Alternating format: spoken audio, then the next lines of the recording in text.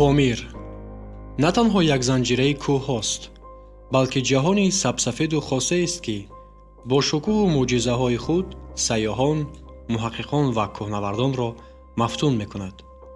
هر سنگ در هر یک کوه، هر جویبار در هر یک پیریخ و هر یک کلودریا در طول شاهراه پامیر یک صحیفه تاریخ است که به نظر می‌رسد. اینجا انسان در روبروی کتاب با خطهای نامعلوم و قدیمی و ناگشاده قرار دارد. از بلندی آسمان، از نقطه‌ای که چشم انسان آن را همیشه می‌خواست ببیند، کوه‌های پامیر سر به بالا کردند. به نظر می‌رسد که آنها قصه‌های افسانه‌ای و اسرارانگیز را در خود نهفتند. یادگاری از روزگار باستانی، مکان اسرار انسان و طبیعت. بام جهان جایی است که آسمان دستنارس دسترس می‌گردد. هر قدم در اینجا داستان جستجو و کشفیات است. حتی هر نگاه سفر به عمق اسرار هاست. پامیر نه تنها یک زنجیره کوه‌ها، بلکه این تاریخ است که در سنگ‌ها نقش بسته است. این مکان است که صدها سال پیش جهانگردان بزرگ مانند مارکوپولو، احمد ابن فضلان، سیوانزان، نیکولای پرژیوالسکی و سوین هیدین با حیرت به آن می‌نگریستند. اینجا مرز واقعیت و عالم رویاهاست، جایی که هوا در پستی‌های تنگ وزنین، لیک آرزوها در بلندی‌های آزاد پرواز می‌کنند. آزادی از ترس، آزادی از محدودیت‌های انسانی. هر کسی که به قله آزادی می‌براید، معنی حقیقی این کلمه را احساس خواهد کرد. 7105 متر از سطح بحر، سابق قله کرژنیفسکی و امروزه قله آزادی. نام نو پیامی است از احساس واقعی فتح و رسیدن به زندگی آزاد. آزادی باشد قیمت‌ترین دارایی حیات است. با اینجا به کوه‌های پامیر تاجیکستان آدمان نه تنها برای فتح کردن قله، بلکه برای شناختن خود و کشف اسرار طبیعت می‌آیند. کوه‌های آسمان‌بوس تنها نیمه جاذبه این سرزمینند. در بین کوه‌ها پیریخ‌های عظیمی نیز موجودند که گویا نگهبانان تاریخ طبیعت می‌باشند.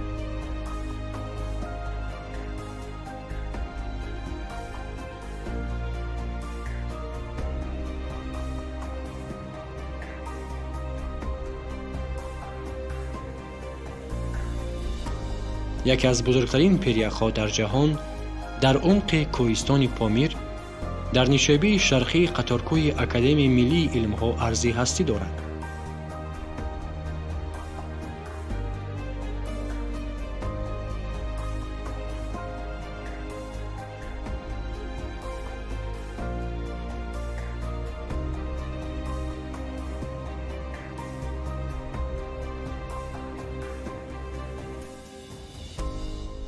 فیچنکو امروزه پیریخ ونجیخ.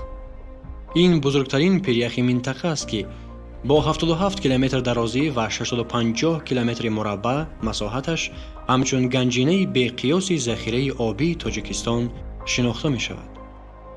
مساحت یخبند این پیریخ مانند به شهر بزرگ است که با قفسی از 500 تا 700 متر و حجم عمومیش 93.8 کیلومتر مکعب، ذخیره زیاده از 100 کیلومتر مکعب آب را نگاه می‌دارد.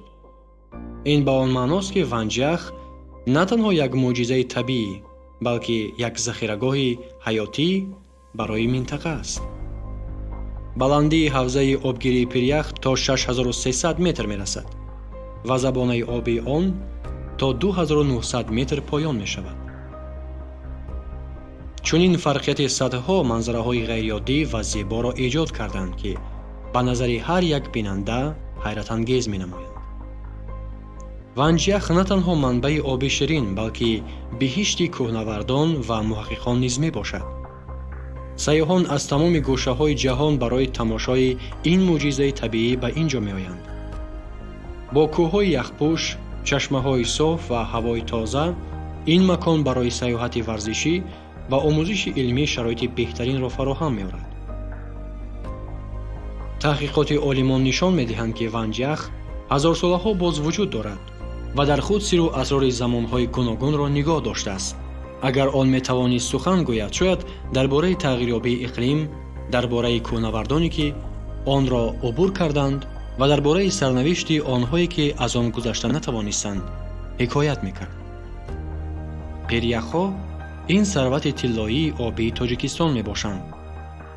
ванҷиях бошад, бо захираи азими обии худ на танҳо муҳити атрофро сарсабзу сероб мегардонад, балки ҳаёти шоистаи садҳо ҳазор одамонро таъмин мекунад. ҳамин гуна ҳифзи он ва дигар пиряхҳои Тоҷикистон ки 8% ҳудуди кишварро ташкил доданд, кафили ояндаи дурахшони мо мебошад. яке аз зеботарин роҳҳо ва яке аз роҳҳои баландтарин аз сатҳи баҳр маҳз дар Помир ҷойгир шудааст. шоҳроҳи Помир на танҳо василаи ҳаракат, балки сафари асиле ба қалби кӯҳҳои осмонбуси Осиёи Марказӣ аст. ин роҳ, ки дар баландии беш аз 4000 метр ва зиёда аз 4600 метр аз сатҳи баҳр мегузарад, бо табиати ваҳшӣ, таърихи бой ва маконҳои аҷибаш диққати сайёҳон, муҳаққиқон ва кӯҳнавардони тамоми ҷаҳонро ҷалб мекунад.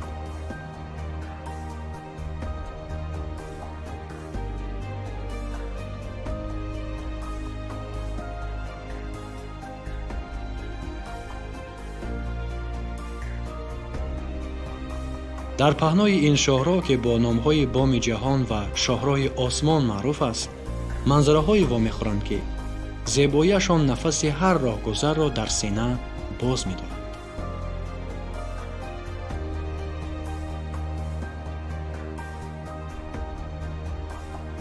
кӯҳҳои сарбаафлоки Помир бо барфҳои ҷовидонаашон, дараҳои амиқу пурасрор ва чашмаҳои мусаффо фазои як афсонаи зиндаро ба ёд меоранд.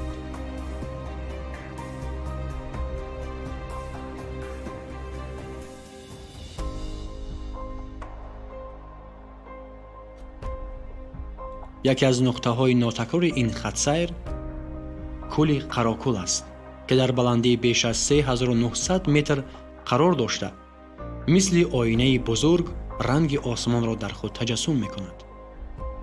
номи он маънои кӯли сиёҳро дорад, вале дар асл рангаш вобаста ба вақти рӯз ва равшании офтоб тағйир меёбад. субҳгоҳҳо оби он сояи бунафш мегирад, рӯзона ба кабудии зумурадӣ табдил меёбад ва шомгоҳон ба ранги тиллоии офтоби рӯ ба ғуруб ғарқ мешавад.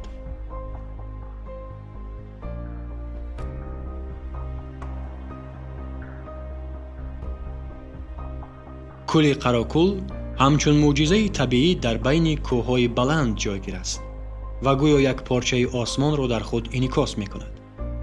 чунин менамояд, ки он ҷои махфии замин аст, ки то ҳол аз назарҳо дур мондааст. Қарокул бузургтарин кӯли Тоҷикистон ва бузургтарин кӯли баландкӯҳии Осиёи Марказӣ бо масоҳати 380 километри мураббаъ ва захираи тақрибан 26 километри мукааб об мебошад. масоҳати он аз масоҳати пойтахти Тоҷикистон, шаҳри Душанбе, қариб 1 баробар бештар аст. дар муқоиса бо дигар захирагоҳҳои обии Тоҷикистон, монанди ҷавонтарин кӯл дар ҷаҳон Сарес ва обанборҳои Нораку Қайроқум, пас Қарокул метавонист бо захираи обии худ ҳар серо ҳам дубора бо об пур кунад. пиряхи бузургтарини Тоҷикистон ванҷиях бошад, ҳамон қадар оби тозаи ошомиданиро дар худ нигоҳ медорад, ки захираи обӣ қариб 4 баробари Қарокулро ташкил медиҳад. андешае ҳаст, ки миллионҳо сол пеш метеорити бузурге ба ин ҷо афтода буд. аз он таркиши бузург ҳамин чуқурӣ боқӣ монда, дар зарфи садсолаҳо бо оби барфу пиряхҳо пур шуда ба кӯли азим табдил ёфт. яке аз хусусиятҳои хоси кӯли бузургтарини Тоҷикистон шур ва беҳаёт будани он аст. сабабаш набудани ҷараёни оббарорӣ, консентратсияи баланди намакҳо, сохти геологӣ ва баландии зиёд аз сатҳи баҳр мебошад. аммо бо вуҷуди ин, Қарокул ҳамоно як макони нодир ва таърихӣ дар минтақаи Помир боқӣ мемонад.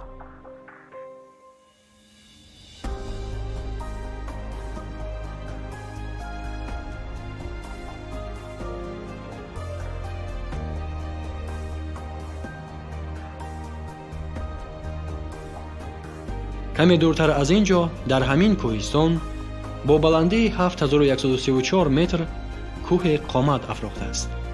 آن به خاطر یکی از بزرگترین دانشمندان و طبیبان تمام دور و زمان اساسگذاری علم طب نامگذاری شده است. گویا قله انعکاس معرفت و دانش است، چنان که ابوعلی ابن سینا خود یک کوه دانش و ذکاوت بود. کوه‌ها نه تنها شکوه و زیبایی دارند، بلکه آنها رمز دانش و توانایی انسان نیز میباشند. قله ابوعلی ابن سینا سابق لنین برای بسیاری از کوهنوردان اولین سنجش برای فتح قله‌های بلندتر از 7000 متر است. از بالای آن تمام سرزمین کوه‌های پامیر با تمام صلابت و شکوه به نظر خوب نمایان است و گویا آن در این سرزمین کوه‌ها ناتکرار و بی‌مثل میباشد.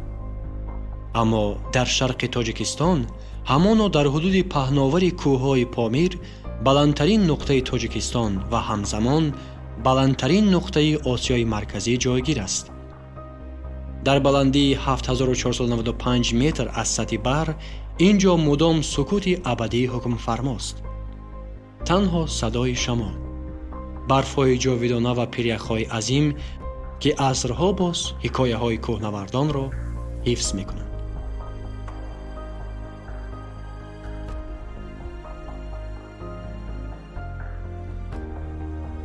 آن سال 1933 کشف و سال 1962 به افتخار پایه‌گذاری نخست دولت تاجیکان نامگذاری شد و این است قله اسماعیل سامانی که رمز شجاعت و اراده قوی باقی است. از اینجا دنیا دیگرگونه می نماید. آرامی، بی‌آخری، ابدیت و احساس آن که وقت وجود ندارد. تنها آسمانی صاف، قطارکوه‌های پوشیده از برف جاودانه و سکوت پرحکمت. در این لحظه کوهنورد دیگر تنها یک شخص نیست و یک ذره از عالمی بیکنار است، یک نفس در میان بادهای آزاد. آسمان بلند و بی انتهاست، هوا صاف، باد سرد و پاک می‌وزد. در نزد قله‌های کوهی انسان خود را نهایت کوچک و ناتوان حس می‌کند. محض اینجا ما می‌فهمیم که طبیعت با کوه‌های بزرگش گرانبهاترین نعمت را به ما عطا کرده است. کوهنوردی نه تنها ورزش است، نه تنها یک راه برای فتح بلندی است، بلکه آن یک زندگی تام دیگر است.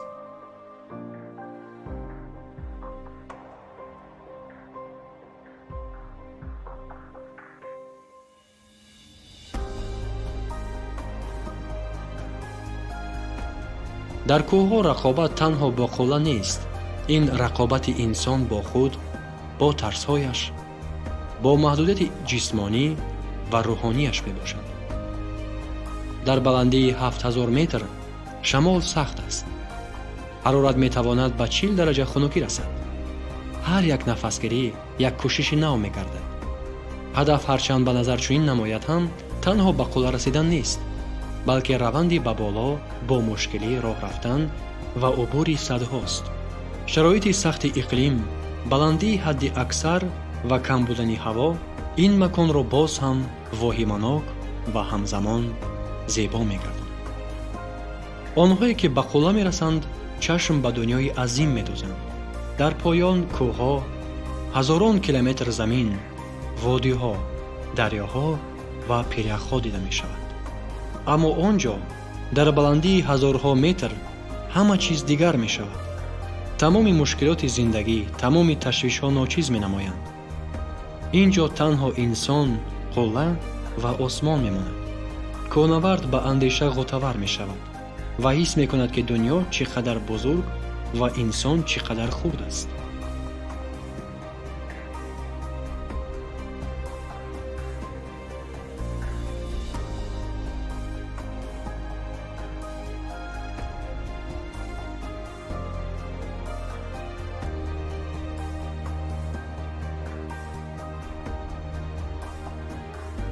کوه‌های پامیر همچون یک صحیفه ناگشاده تاریخ همان باقی میمانند.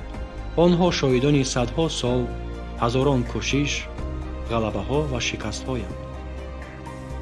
ما آدمان می‌آییم و می‌رویم، اما کوه‌ها باقی می‌مانند.